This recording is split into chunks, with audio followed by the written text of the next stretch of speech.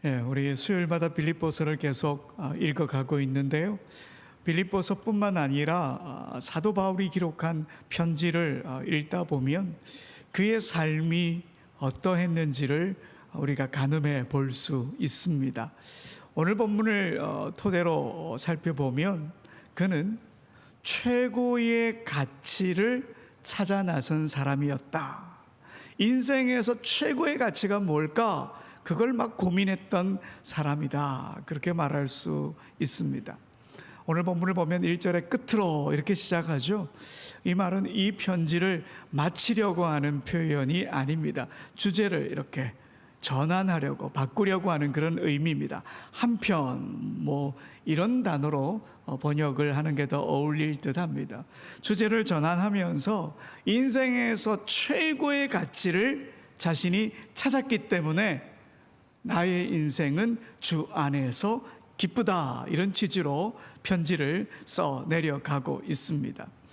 여러분, 오늘 본문 8절에 보면 내 주 그리스도 예수를 아는 지식이 가장 고상하다, 이렇게 고백하고 있죠. 예수 그리스도를 아는 지식이 최고의 가치다, 바로 이 말입니다. 여기서 지식이라고 하는 것은 예수님에 대한 정보를 단순히 많이 알고 있다, 그걸 말하는 건 아닙니다. 그리스도에 대한 지식적인 그 아는 것뿐만 아니라 그리스도의 삶과 정신으로 세상과 사람을 대하는 것까지 다 포함되어 있는 말입니다.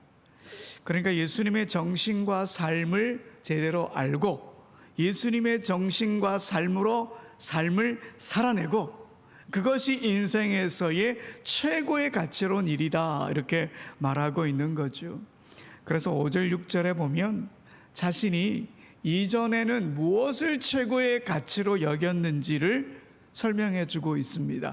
유대 율법주의 사고를 가장 가치 있는 것으로 여겼는데 그게 아니더라는 거죠. 그래서 유대 율법주의를 쓰레기통에 버려버렸다, 그렇게 이야기하죠. 여러분, 오늘 보면 5절 6절을 한번 더 읽어봅시다. 그가 예전에 자랑했던 것들이 뭔지 한번 읽어봅시다. 시작. 나는 8일 만에 할례를 받고 이스라엘 족속이요 베냐민 지파요 히브리인 중에 히브리인이요 율법으로는 바리새인이요 열심으로는 교회를 박해하고 율법의 의로는 흠이 없는 자라. 예수님을 만나기 전에는 할례 받은 유대인이었고 그의 가문과 족속, 율법을 또 잘 지키는 바리새인, 이런 신분이나 종교적인 열심, 이런 것을 최고의 가치로 여겼다 하는 거지요. 그런데 여러분, 가만히 살펴보면요, 그가 이전에 소중히 여겼던 이 가치 있는 것들은 한결같이 그의 자아를 강화시켜주는 역할들을 했던 거예요. 가문, 학식, 신분, 종교적인 열심, 이건 세상적으로 보면 제법 소중한 것들이지요. 그리고 그런 게 있으면 삶에 자신감도 생기기도 하고 자존감이 높아지기도 하고 그러지요. 하지만 영적으로 보면 사람을 걸려 넘어지기에 딱 좋은 것들입니다. 자신이 갖고 있는 것들이 딱 기준이 되는 거예요, 일단. 그래서 그 기준으로 사람들을 판단하게 되는 거죠. 반대로 또 자기보다 더 높은 좋은 가문, 학벌, 신분을 가진 이가 있다면 시기하게 되고 자신이 초라해 보이기도 하고 그렇게 작용할 수가 있다 하는 거죠. 여러분, 사실 신앙이라고 하는 게 자기를 비우고 그 자리에 하나님을 모시는 모든 과정이지 않습니까? 그런데 자신을 채우고 있는 게 너무 많다, 자랑할 게 너무 많다, 그러면 하나님을 모실 공간이 있을 리가 없지요.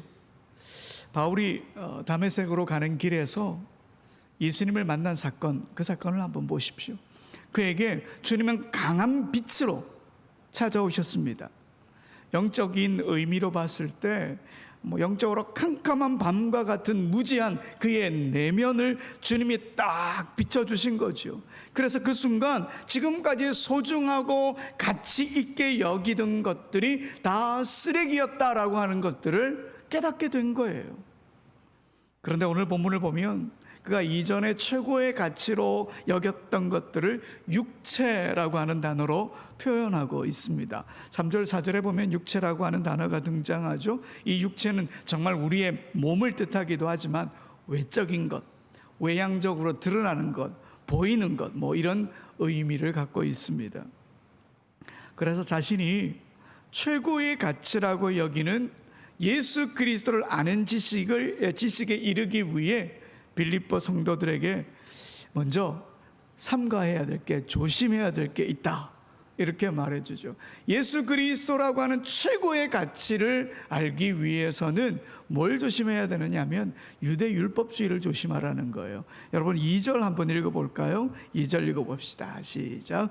개들을 삼가고 행악하는 자들을 삼가고 몸을 상해하는 일을 삼가라. 여러분 여기 개들, 행악하는 자들, 그리고 몸을 상해하는 일, 이 모든 게 유대 율법주의와 율법주의자들을 일컫는 단어들입니다.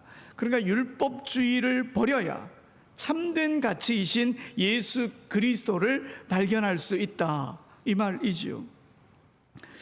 여러분 이 구절에 개가 등장을 하죠. 지금 이렇게 이야기하면 큰일 나겠죠. 개를 삼가라 그러면은 어쨌든 그 당시는 이 개라고 하는 것들이 영적인 가치를 알지 못하는 사람을 뜻합니다. 우리 예수님께서 마태복음 7장 6절에 이런 말씀하시죠. 거룩한 것을 개에게 주지 마라, 이렇게 말하잖아요. 이 말씀이 무슨 말씀입니까? 하나님 나라의 영적인 가치를 전혀 알지 못하는 사람들을 개에 비유하고 있는 거죠. 근데 원래 유대인들이요, 이 개라고 하는 단어를 누구에게 사용했느냐? 이방인들에게 사용했습니다. 고대 근동에 야생개가 많았는데요, 썩은 고기를 먹고 무리지어 다니는 혐오스럽고 깨끗하지 못한 동물이라고 하는 생각을 갖고 있었습니다. 이런 개의 이미지를 이방인들에게 사용을 했는데요, 우리 예수님께서는 실상 영적으로 깨닫지 못하는 유대인, 너희야말로 개야, 주님이 이렇게 비유로 말씀을 해주신 겁니다. 바울도 예수님과 같은 의미로 빌립보 교회 성도들에게 교회 안에서 영적인 것을 깨닫지 못하고 하나님의 참된 의도 깨닫지 못하면서 율법의 행위만 강조하던 그 율법주의자들을 조심해라, 그렇게 말씀하시는 거죠. 그리고 그 다음에 보면 행악하는 자를 삼가라. 여기서 행악하는 자라고 하는 말은 하나님께로부터 멀리 떨어져서 악을 행하는 사람, 이런 의미를 갖고 있습니다. 이 표현 또한 율법주의자들을 뜻하는 거죠. 율법의 행위로 자기 스스로 의롭게 될 수 있다고 믿는 사람들입니다. 이렇게 자신의 힘을 의지하고 자신의 힘으로 구원을 얻을 수 있다, 이렇게 생각을 했으니 하나님께로부터 멀어질 수밖에 없겠지요. 자기 스스로 의롭다 여기는 사람만큼 악한 사람이 또 어디 있겠습니까? 그 다음에 보면 몸을 상해하는 일을 삼가라. 여러분 이 몸을 상해하는 일이란 어떤 걸 말하는 걸까요? 할례입니다. 할례. 물론 고행을 하면서 자기 몸을 해롭게 하기도 하는 사람, 또 심지어 자기 몸을 막 채찍질하고 또 칼로 자신의 몸을 그어서 학대하면서 그걸 자랑하던 사람들도 여기에 포함되겠지만 더 큰 의미로 보면 할례를 뜻하는 거예요. 여러분 3절과 5절에 보면 계속 할례라고 하는 단어가 나오지 않습니까? 할례 할례 계속 나오죠. 할례를 통해 구원받은 하나님의 백성이 될 수 있다고 여기는 이 율법주의자들의 속삭임에 넘어가지 마라, 그렇게 지금 바울이 말하고 있는 것입니다. 빌립보 교회에도 이런 율법주의자들이 있어서 하나님의 의를 인정하지 않고 할례를 받아야 하고 율법을 다 지켜야 구원을 받고 하나님의 백성이 된다, 이런 가르침, 복음에서 멀어진 내용을 가르치던 사람이 있었다는 거죠. 그리고 그 가르침이 최고의 가치다, 이렇게 알려주었다는 거예요. 바울은 이런 가르침을 조심해라, 하나님의 은혜로 구원받는 사실을 확실히 믿어라, 이렇게 권면하고 있는 것입니다. 바울 당시에 이 율법주의자들이 저질렀던 이런 실수는 중세 교회에서도 다시 반복이 되었습니다. 중세 기독교는 예수님의 은총을 의지하려고 하는 그 마음이 점점 약화되어 갔던 그런 시기였습니다. 오히려 자신들의 힘을 의지해서 고행하고 금식하고 수도 생활을 하면서 그렇게 해야 구원에 가까워진다 생각을 한 거죠. 심지어 십자군 전쟁에 나가서 싸우거나 혹은 전사하면 구원을 받는다, 이런 설교를 했던 성직자도 있었습니다. 대표적인 인물이 누구냐면 12세기 프랑스 클레르보의 베르나르도라고 하는 사람입니다. 그는 십자군 전쟁을 신앙적 의무이자 영적 구원의 수단으로 설교했습니다. 이 베르나르도가 참 좋은 그런 면이 있는데, 딱 실수를 하나 한 게 있는데 바로 십자군 원정을 구원의 방편이다라고 설교한 바로 이 내용입니다. 사실은 그 제자가, 자기 제자가 교황이 되고 막 이러면서 좀 어깨에 이게 좀 올라갔어요. 그러면서 교황을 위해서, 교회를 위해서 좀 과도한 설교를 하게 됐는데 바로 이 설교를 하게 된 겁니다. 십자군에 참여하는 것은 단순히 군사적인 행위가 아니라 개인 영혼의 구원과 깊이 연관이 있다. 아주 신성한 임무다. 그래서 십자군에 참여하는 것은 회개를 한 것과 똑같은 것이다. 그리고 전사를 하면 순교자가 되는 것이고 자기 죄를 용서받고 천국에서 영원한 보상을 받는다, 이런 설교를 하게 된 거죠. 그러다가 15세기 말에 와서는 종이에 찍은 면죄부를 돈으로 주면 구원을 받는다, 여기까지 가게 된 거죠. 이 중세 교회에는 그 어디에도 예수님의 자리가 없었던 것입니다. 예수님을 가장 최고의 가치로 여기지 않았고 돈과 명예를 최고의 가치로 두었던 거죠.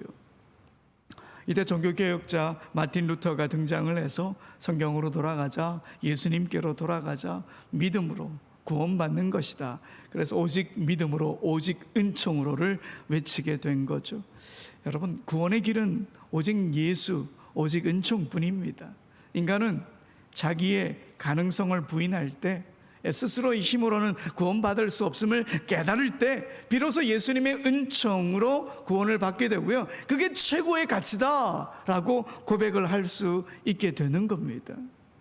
사실 바울도 이런 사실을 눈뜨고 난 이후에 그는 가장 고귀한 가치는 무엇이냐, 율법주의로 사는 게 아니라 그리스도의 구원의 은총 안에 사는 것이다, 이렇게 고백을 하게 된 거지요. 그렇게 가장 고귀한 가치가 그리스도 예수 안에 있었으니까요. 자, 여러분 1절이 바로 이해가 됩니다. 우리 빌립보서 3장 1절을 한번 읽어봅시다. 시작. 끝으로 나의 형제들아, 주 안에서 기뻐하라. 너희에게 같은 말을 쓰는 것이 내게는 수고로움이 없고 너희에게는 안전하니라. 아멘. 자, 왜 기뻐하게 되는가? 주 안에서 기뻐하는 이유가 이제 최고의 가치이신 누구 때문에? 예수님 때문에 기뻐할 수 있게 된다, 이 말이에요.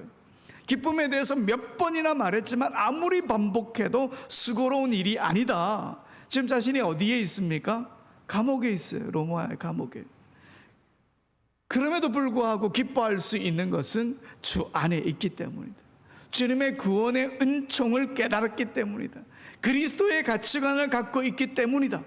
그렇게 지금 고백하면서 빌립보 교회 성도들에게도 주 안에서 기뻐하자, 그렇게 권면하고 있는 것이죠. 여러분, 우리 그리스도인의 기쁨은요, 삶이 형통해서 편안해서 느끼는 그런 감정이 아닙니다. 우리의 기쁨은 주 안에 있기 때문에, 예수 그리스도의 가치관으로 살아가기 때문에 우리에게 기쁨이 있는 것이죠. 세상 사람들이 우리 그리스도인을 보면서 왜 놀라야 합니까? 주님 안에서 기뻐하는 것을 보고 놀라게 해줘야 되는 것입니다. 기뻐할 것 같지 않은 자리에서 기뻐하는 거예요. 고난 중에도 감사하고 슬픔 중에도 기쁨의 찬양을 부르고, 우리에게 진정한 기쁨을 주시기 위해 예수 그리스도가 이 땅에 오셨기 때문에 우리가 그 믿음을 갖고 나아가야 되는 것이지요. 여러분, 예수 그리스도가 최고의 가치라면 어떤 순간에도 우리가 기뻐할 수 있어야 됩니다. 그렇기 때문에 우리 예수님을 믿는 사람들은 업앤다운이 좀 너무 심하면 안 될 것 같습니다. 좀 그러지 않아요? 롤러코스터 타는 게 그것도 너무 자주, 물론 다운될 때가 있죠. 하지만 그 시간이 너무 길지 않았으면 좋겠습니다. 여러분, 속히 돌아오십시오. 부활하신 주님 안에서 우리가 살아가고 있음을 우리가 믿으면서 너무 심하지 마시기 바랍니다. 오늘도 심합니다. 수요 예배 자리, 수요 기도의 자리를 보면서 심하구나 생각을 합니다. 어쨌든 어서 돌아오. 자, 3절을 보면 그리스도 안에서 최고의 가치로 살아가는 사람 어떤 사람이냐? 여러분 3절도 한번 읽어볼까요? 3절도 읽어봅시다. 시작. 하나님의 성령으로 봉사하며 그리스도 예수로 자랑하고 육체를 신뢰하지 아니하는 우리가 곧 할례파라. 아멘. 여러분, 여기서 이제 봉사한다라고 하는 말이 예배한다는 말과 똑같은 말입니다. 그래서 성령으로 예배하다, 성령으로 섬기다 같은 의미로 번역이 될 수 있습니다. 그리고 예수님을 자랑하고 우리 육체를 신뢰하지 않는 것, 그러니까 겉으로 드러나는 것을 신뢰하지 않는 것, 유대 율법주의를 신뢰하지 않는 것, 이런 것을 의미하는 거죠. 이렇게 살아가는 사람이 그리스도의 정신과 삶을 최고의 가치로 여기며 그 정신과 삶을 따라 살아가는 참 그리스도인이다 라고 말하는 거죠. 여러분, 우리 신앙과 삶이 전혀 성장하지 않는 것처럼 보이는 이유가 뭘까요? 관심이 분산되어 있기 때문입니다. 이것도 하고 싶고 저것도 하고 싶어서 인생이 복잡해지는 겁니다. 하지만 하나를 꼭 붙잡으면 됩니다. 최고의 가치인 하나를 꼭 붙잡으면 됩니다. 그러면 복잡하지 않습니다. 최고의 가치인 예수 그리스도를 꼭 붙잡으면 됩니다. 최고의 가치이기 때문이죠. 그러면 우리는 참 그리스도인으로 이 땅을 살아가게 되는 겁니다. 이번 광복절을 즈음으로 해서 우리나라 쌀과자를 생산하는 중소기업의 대표가 화제가 되었습니다. 올바름 쌀과자라고 하는 쌀과자인데요. 쌀과자 포장지 뒷면에 보니까 뭐가 있어요? 독도는 한국당이라고 하는 글과 독도가 그려져 있는 한반도 지도가 인쇄되어 있죠. 작년에 참 힘들 때에 일본 업체에서 연락이 왔더랍니다. 자기 기업의 연간 매출 15%나 차지할 정도로 큰 규모의 계약을 맺겠다는 거죠. 그렇게 계약이 진행되는 줄 알았는데 일본에서 이 포장지 뒷면을 문제 삼아 가지고 독도는 한국당 이 문구와 지도를 빼달라 그러는 거죠. 고민도 하지 않고 일본 수출을 포기했답니다. 아무리 어려워도 그 문구를 빼면서까지 수출을 하고 싶진 않았다 그래요. 왜 그런 결정을 했는지 막 직원들은 이해할 수 없는 거죠. 지금 회사가 어려운데 하나라도 더 팔아야 되는데. 그 사장님 어릴 때 아버지가 참 좋아하는 노래가 있었답니다. 독도는 우리 땅. 이 노래를 아버지가 굉장히 즐겨 부르셨다고 그래요. 그래서 자신도 모르게 그 노래에 영향을 받게 되었다 그래요. 사실 그 쌀과자는요 애기용이에요. 아기들이 먹는. 아기들이 독도는 한국 땅이란 걸 어떻게 알겠습니까? 그 과자는 아기들이 사는 게 아니라 엄마들이 사줄 텐데. 그래도 아이들이 자연스럽게 그 사실을 접했으면 좋겠다 그런 생각을 갖게 되었다고 합니다. 이런 소식이 알려지자 우리나라 사람들 가만히 있지 않겠죠? 지금 그 회사 홈페이지 제가 어제 나도 주문을 해볼까 하고 딱 들어갔더니 배송이 일주일 이상 걸릴지도 모른다. 주문량이 폭주했다. 그래요. 또 일본엔 수출을 못했지만 중국과 홍콩 등 다른 나라로 수출을 할 수 있게 되었다 그래요. 그 사장님 참 젊으신데 이런 말을 해요. 착한 일을 하니까 착한 사람이 되더라. 착한 일을 하니까 착한 사람이 되더라. 여러분, 우리가 그리스도의 정신과 삶을 따라 살아가면 우리는 누가 될까요? 그리스도인이 되는 겁니다. 예수의 사람이 되는 겁니다. 기회 있을 때마다 제가 말씀드리는데요, 제가 꿈꾸는 교회의 모습이 있습니다. 목회의 비전이라고 할까요? 예수로 살아가는 대지 공동체, 예수로 살아가는 대지 공동체, 이게 제가 꿈꾸는 교회의 모습입니다. 오늘 바울은 바로 예수로 살아가겠다라고 하는, 예수가 제1의 가치라고 하는 것을 오늘 고백하고 있습니다. 그러면서 그에게 예수로 살아가면서 나에게 소망이 있습니다, 이렇게 고백을 하죠. 여러분 10절, 11절 어떤 소망인지 세 번역으로 한번 읽어봅시다. 시작. 내가 바라는 것은 그리스도를 알고 그분의 부활의 능력을 깨닫고 그분의 고난에 동참하여 그분의 죽으심을 본받는 것입니다. 그리하여 나는 어떻게 해서든지 죽은 사람들 가운데서 살아나는 부활에 이르고 싶습니다. 아멘. 예수 그리스도의 그 최고의 가치로 살아가니까 나의 죽음도 얼마든지, 나의 부활을, 주님의 부활을 믿기 때문에 그런 소망을 갖고 있다. 고난에 동참하는 소망도 갖고 있다. 왜? 예수 그리스도가 제일 최고의 가치이기 때문이다 라고 고백을 합니다. 사랑하는 여러분, 예수 그리스도를 우리가 최고의 가치로 여기며 살아갑시다. 그건 입으로 외치는 게 아닙니다. 주님의 삶과 주님의 정신으로 세상을 살아내는 것입니다. 예수로 사는 것입니다. 이런 삶을 살아갑시다. 세상의 가치관이 최고가 아니라 그리스도 예수 안에 있는 가치가 가장 고귀한 것임을 믿고 살아가는 우리 모두가 되길 간절히 소원합니다. 우리 함께 찬송합시다. 우리 보좌